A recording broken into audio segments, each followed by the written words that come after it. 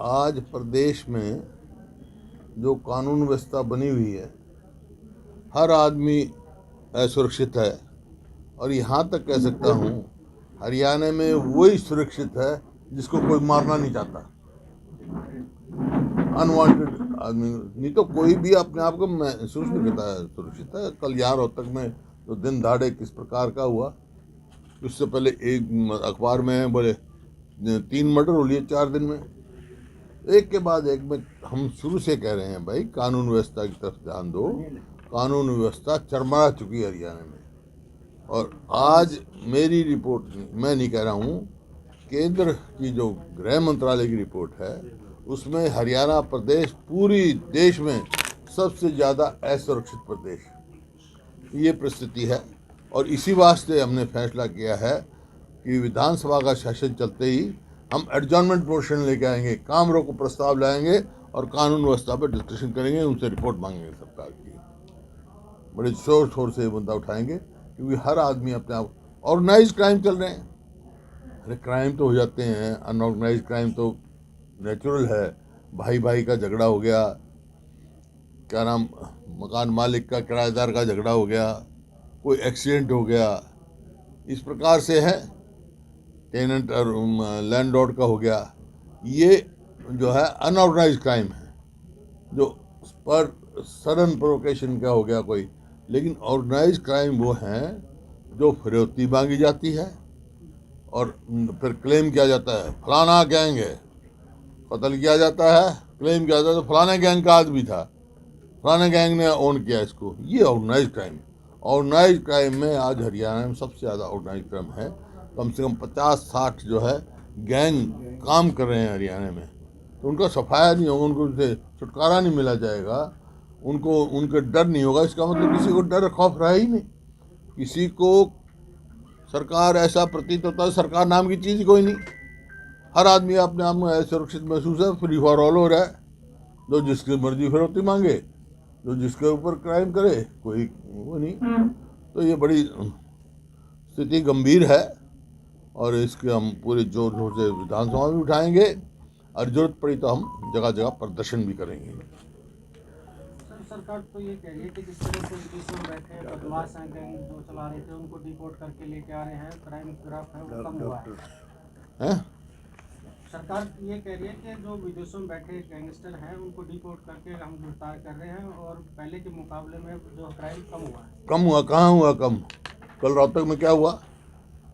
आप किसी डॉक्टर से पूछो, क्राइम कम ही लग रहा है। डरते बेचारे डॉक्टर रंगदारी देते हैं, व्यापारी रंगदारी दे रहा है, यूं कम लग रहा है। रिपोर्ट दर्ज नहीं कराते, मतलब डर का माहौल पूरे हरियाणा में है। अब आपके सामने कल हुआ ना दिन दहाड़े, जहाँ आईजी के दफ्तर के सामने, आईजी के रेजिडेंस उसके पास ही जहाँ सुरक्षा कर्मचारी बैठे थे, वहाँ ऐसा हुआ है। तो फिर कौन सुरक्षित है भाई इस प्रदेश में? ये बताओ, क्राइम कैसे कम हो गया? ये बताओ हमारे को। सरकार के कंट्रोल में नहीं है या फिर अफसरशाही पर कंट्रोल? विफल सरकार है, विफल सरकार है। क्राइम था यहाँ 2005 में, कांग्रेस के सरकार आने से पहले यहाँ भी था। जेल से चलते थे क्राइम। कैसे गए भाई, कहाँ गए वो सारे? अब कहाँ न जाए? फिर आगे वो गैंगस्टर्स फिरौती मांगते हैं, उठते हैं। व्यापारी है, इंडस्ट्री पलायन कर रही है इस वजह से, इन्वेस्टमेंट नहीं आ रही।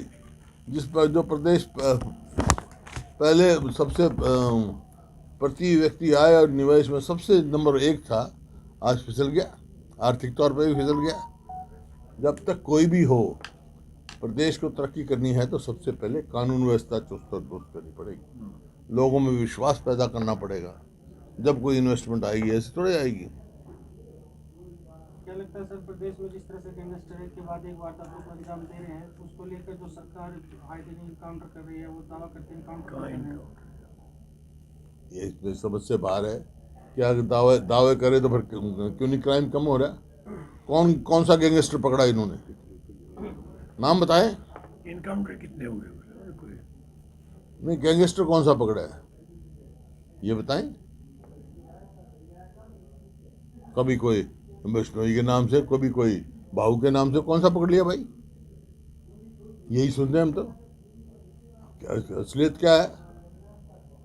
असलियत यह है लोगों को डर और खौफ ही नहीं है इस सरकार का जो होना चाहिए। जेल में सरकार का संरक्षण प्राप्त है।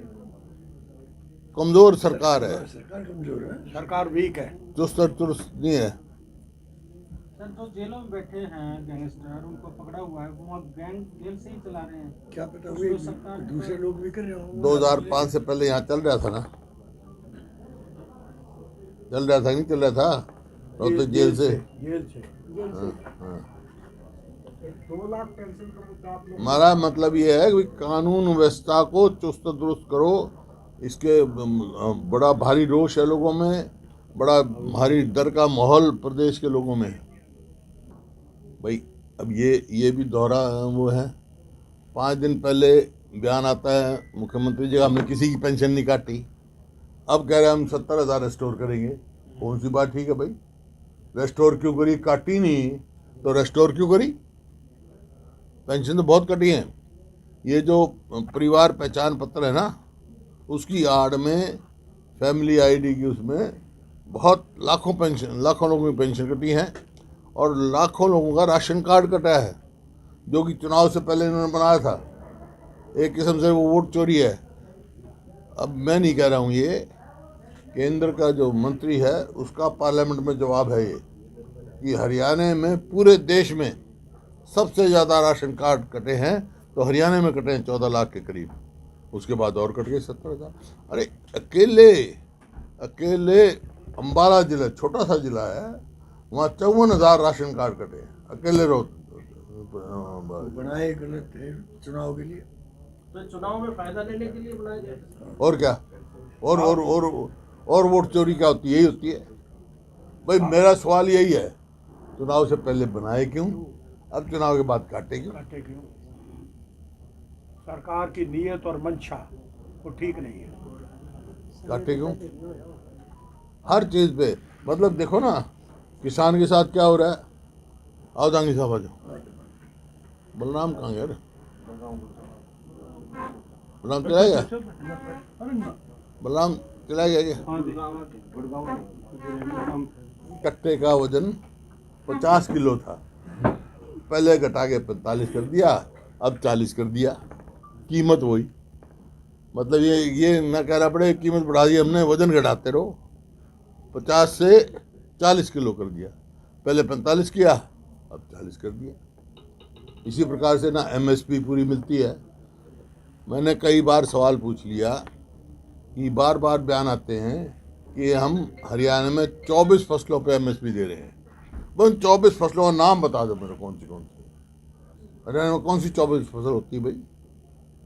तुम सब रे बहुत सीनियर पत्रकार हो हैं, ये बैठा हमारा अकाली दल बैठा हैं, ये बैठा, बता 24 फसलों तू नाम बता दे भाई, रोज लिखा है खबर, बताओ। बता भाई, हुरिया जी बताओ हैं, बता दो 24 फसलों का नाम।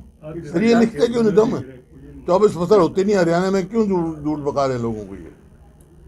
ये है बात पते की। सर जिस तरह से या तो आप बता दो बस 24 फसल ये होती हैं, या ये आप लिख दो कि 24, ये झूठ बका रहे हैं हरियाणा के लोगों को।